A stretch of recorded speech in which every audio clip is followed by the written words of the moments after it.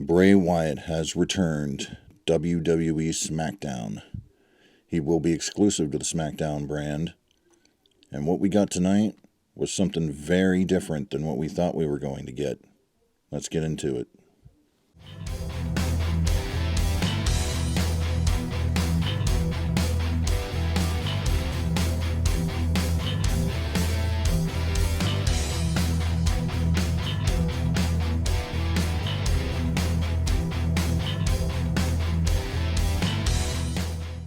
So let's just get straight into it.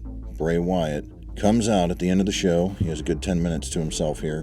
When he comes out, right away you notice he's not dressed like Bray Wyatt. He's dressed like Wyndham Rotunda. Typical street clothes, t-shirt and jeans. He walks out and a new theme song is playing. A brand new theme song. Don't quote me on this. It could be Code Orange that did the theme song as well. Because I know they've been tweeting. Could be wrong about that. Correct me if I'm wrong. But there was a new theme song. It felt like a very uplifting kind of theme. Very different for Bray. But he makes his way out to the ring. He walks, the lights are dim, the fireflies are out, obviously. Walks around ringside, he high-fives some people. Not like, yay, happy. He's just kind of walking out, and you can see he's taking deep breaths like he's nervous. He gets in the ring.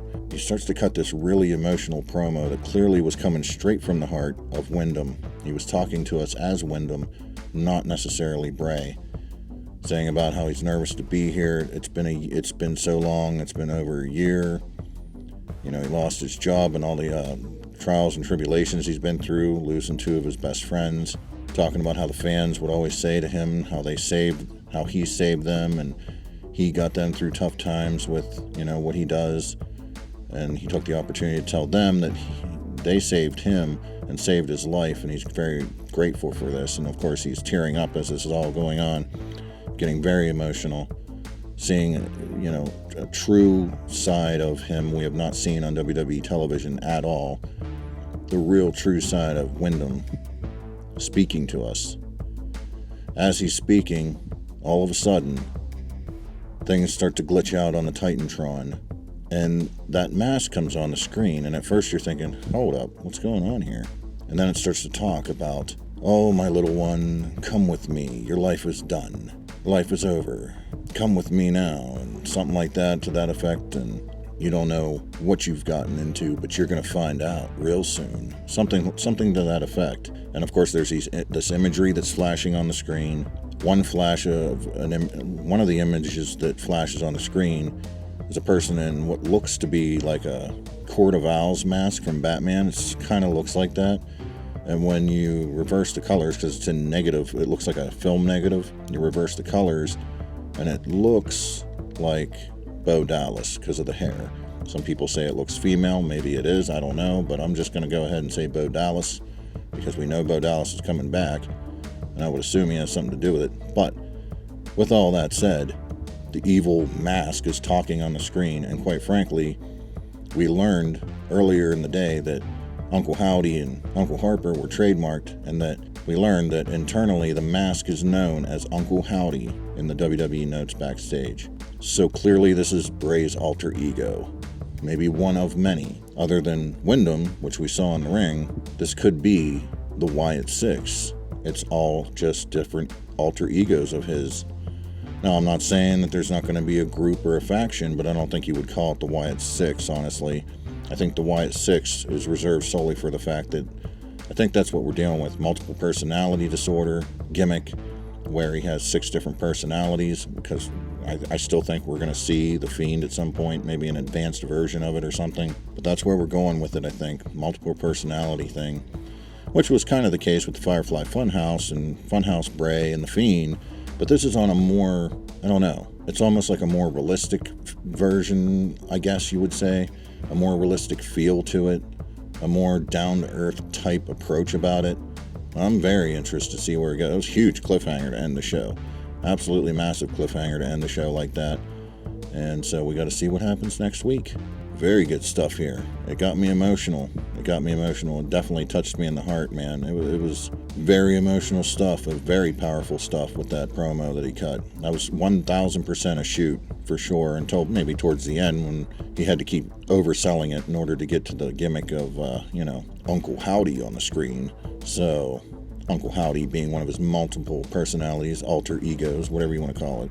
But to kick off SmackDown, you had Sami Zayn and Jey Uso. Sami has a match at the beginning of the show, which Jey Uso helps him win, and we see clearly that he helps him win, but then in the back later, Sami's like, what are you talking about? I did all that on my own, like really infuriating Jey after he just sat here and helped him win. So that story continues to progress and advance, which is one of the best stories going right now in all of wrestling, quite honestly. And then we're not going to go over all the details here because after the Bray Wyatt thing, the whole rest of the show just kind of fell off my radar. I was so focused on that. But one of the other notable things that happened tonight was L.A. Knight is back. Comes out, has a match against Mansoor, beats his ass, and then what's another kind of a swerve that happened here was, L.A. Knight's coming out. You're thinking he's the babyface now because he's L.A. Knight. Everybody wanted him back and everything else. He just completely cuts a heel promo on the people in attendance, and you're like, oh, okay, well, looks like L.A. Knight's a heel, and quite frankly, he's better as a heel. So, very interesting stuff there. The women had a good 6-person tag match. Raquel Rodriguez and Shotzi, along with Roxanne Perez, who's up from NXT, picking her opponent for Cora Jade, which I guess is going to be Raquel Rodriguez, versus Bayley and Damage Control. And Damage Control actually gets the win here in a very, very good tag match, 6-person tag match. This was actually, they were given time. It was given time to breathe. Very good 6-person tag. Braun Strowman had a squash match, came out and squashed a couple of guys, and in the midst of this, Omos is walking down through the crowd with MVP, and right away you're thinking, uh-oh. Well, we knew this was going to happen at some point, and it's definitely happening, folks.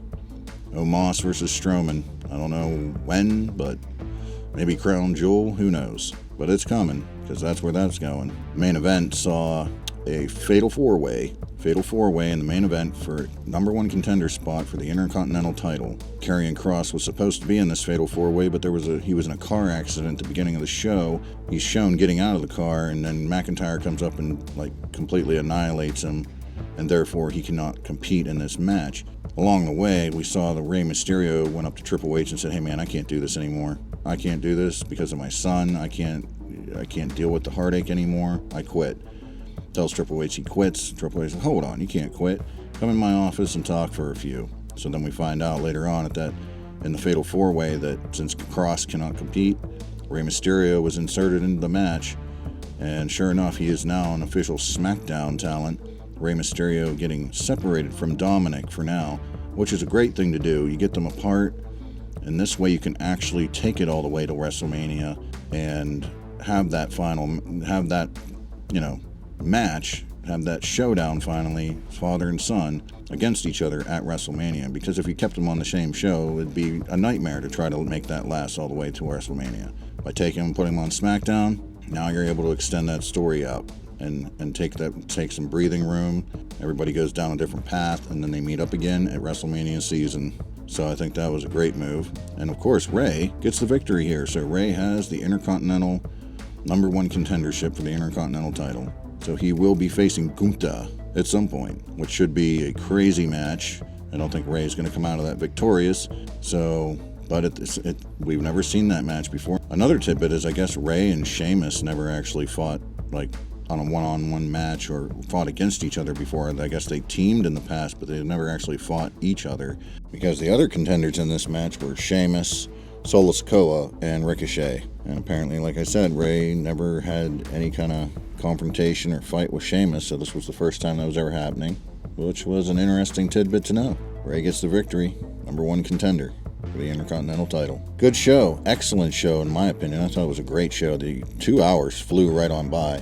Although I gotta say, in the last hour, it was kind of dragging a little bit, not because of the show itself, but just because of the anticipation for Bray and oh my god, they were really, really driving me nuts with the anticipation for Bray. Like, they're doing a great job at keeping your interest and keeping your anticipation for this show. It's been really good, and I thought tonight was an excellent show, and I'm looking forward to seeing how we go forward. So yeah, with that said, I'll catch you all down the road.